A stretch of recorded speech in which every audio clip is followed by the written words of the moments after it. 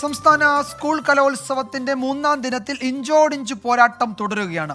645 പോയിന്റോടെ കണ്ണൂർ കുതിപ്പ് തുടരുന്നു. 630 പോയിന്റുമായി കോഴിക്കോടാണ് തൊട്ടു പിന്നിലുള്ളത്. മൂന്നാം ദിനമായ ഇന്ന് അഭൂതപൂർവമായ തിരക്കാണ് കലോത്സവ നഗരിയിൽ അനുഭവപ്പെട്ടത്. ഒപ്പനവേദിയിൽ മൈക്കിൽ നിന്ന് മത്സരാർത്ഥികൾക്ക് ഷോക്കേറ്റുവെന്ന പരാതി അതിനിടെ ഉയർന്നു. ചിലർക്ക് മത്സരം തുടങ്ങിയ ഉടൻ അത് അവസാനിപ്പിക്കേണ്ടി വന്നു. കലോത്സവ നഗരിയിൽ നിന്ന് അജീഷ് ജയകുമാർ ഏറ്റവും പുതിയ വിവരങ്ങൾ നൽകും. അജീഷ്, ആദ്യം നമുക്ക് ഈ പോയിന്റ് നിലയിലേക്ക് കടക്കാം. മൂന്നാം ദിവസം അവസാനിക്കാറാകുമ്പോഴും കണ്ണൂരിൻ്റെ മുന്നേറ്റം, കോഴിക്കോട് തൊട്ടു പിന്നിലുണ്ട്, പാലക്കാടും തൃശ്ശൂരും ഒക്കെ പിന്നാലെയുണ്ട്. എന്താണ് ഇന്നത്തെ ആവേശ കാഴ്ചകളുടെ വിവരങ്ങൾ?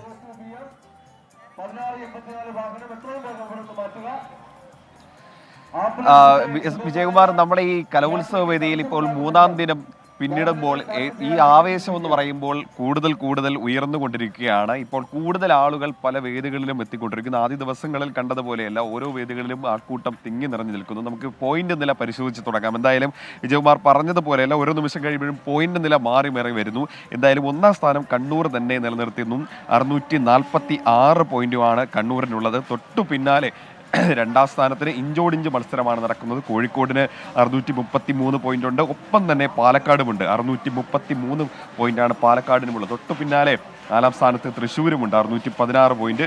കൊല്ലത്തിനും 610 പോയിന്റ് ഉണ്ട്. അങ്ങനെ ഇഞ്ചോടിഞ്ച് മത്സരമാണ് ഈ ഒന്നാം സ്ഥാനത്തിനായും രണ്ടാം സ്ഥാനത്തിനായും ഒക്കെ നടക്കുന്നത്. അങ്ങനെ വാശിയേറിയ മത്സരമാണ് ഈ 3 ദിവസമായി ഇപ്പോൾ കൊല്ലത്ത് നടന്നുകൊണ്ടിരിക്കുന്നത്. ഇതിനിടെ ഈ ചില മത്സരങ്ങൾക്കിടയിൽ ചില പ്രശ്നങ്ങളും ഉണ്ടായി. അതായത് ഒപ്പന നടക്കുന്ന സമയത്ത് ചില കുട്ടികൾക്ക് ഈ മൈക്കിൽ നിന്ന് ഷോക്കേറ്റ സംഭവം പറയുകയുണ്ടായി. മാത്രമല്ല, ഈ ഒപ്പന നടക്കുന്നത് ഈ ടൗൺ ഹാളിലാണ്, സി കേശവൻ മെമ്മോറിയൽ ടൗൺ ഹാളിലാണ് ഈ ഒപ്പനയുടെ വേദി. ഈ ഒപ്പന നടക്കുന്ന ഈ വേദിയിൽ ഈ കുട്ടികൾക്ക് നൃത്തം ചെയ്യാൻ സാധിക്കാതെ അവിടെ തെന്നുന്നതായിട്ടും പരാതിപ്പെടുന്നുണ്ടായിരുന്നു. എന്തായാലും സംഘാടകർക്ക് ഈ കുട്ടികളും അവരുടെ പരിശീലകരും രക്ഷിതാക്കളും പരാതി നൽകിയിരുന്നു. പക്ഷേ ഇപ്പോഴും ഇവിടെ മത്സരം തുടരുകയാണ്. എന്തായാലും വാശിയേറിയ മത്സരം തന്നെയാണ് ഇവിടെ നടക്കുന്നത് എന്ന കാര്യത്തിൽ ഒരു തർക്കവുമില്ല. ഇനി നാളെയാണ് പ്രധാനപ്പെട്ട അടുത്ത ഘട്ടത്തിലുള്ള മത്സരങ്ങൾ നടക്കുന്നത്. ഭരതനാട്യമുണ്ട്, സംഘനൃത്തമുണ്ട്, നാടകമുണ്ട്, കേരള നടനം, നാടോടി നൃത്തം, ചവിട്ട് നാടകം, അങ്ങനെ പ്രധാനപ്പെട്ട മത്സരങ്ങളെല്ലാം നടക്കുന്നുണ്ട്.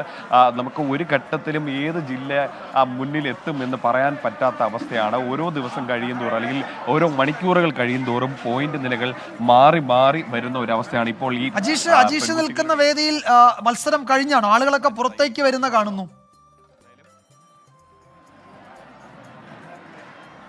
തീർച്ചയായും മത്സരം അവസാനിച്ച ആളുകൾ പുറത്തേക്ക് വരുന്നതാണ്. ഈ വേദിയിലാണ് നേരത്തെ പറഞ്ഞതുപോലെ ഒരു പ്രശ്നം ഉണ്ടായിരുന്നത്. കുട്ടികൾക്ക് തെന്നുന്നതായിട്ടും ഷോക്കേറ്റതുമായിട്ടുള്ള പ്രശ്നം ഉണ്ടായിരുന്നത്.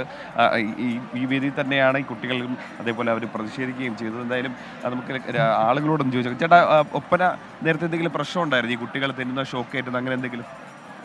ഇല്ല, അങ്ങനെ സംസാര വിഷയം ഉണ്ടായിരുന്നു, കറക്റ്റ് അറിയില്ല.